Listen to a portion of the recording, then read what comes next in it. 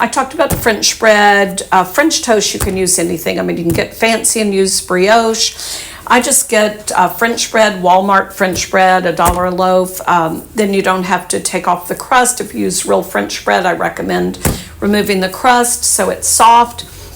Anyway, you cut your bread into about half-inch pieces, and then I put blackberry jam on them and make little sandwiches. And then in my little dish, my baking dish, first I take a saucepan and I take butter and brown sugar, and I'll post the recipe, reginaskitchen.com, for accurate portions.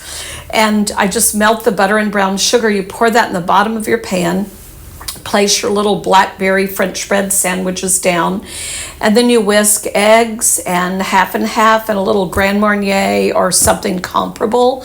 There's like a cheaper one called Grand Gala. So any orange liqueur that's brandy based is great to cook with. So anyway, I've got that. You refrigerate it overnight, and then you bake it for 45 minutes the next day. So ultra simple, great for company.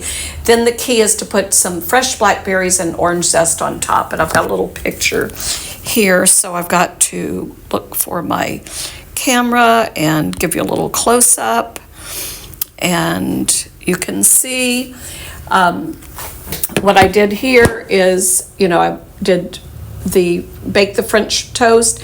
The other thing is, what I often do is flip it over before I serve it, because that creme brulee taste is in the bottom, and then your crusty part, because it tends to toast a little bit on the top. But see what a beautiful breakfast dish this is. So all you need is some French 75s and some really good bacon, maybe peppered bacon, and you're set for a good, easy brunch. All right, love you guys, sending biscuit love, and I will get this down eventually, so I think I've got the sound fixed, I hope.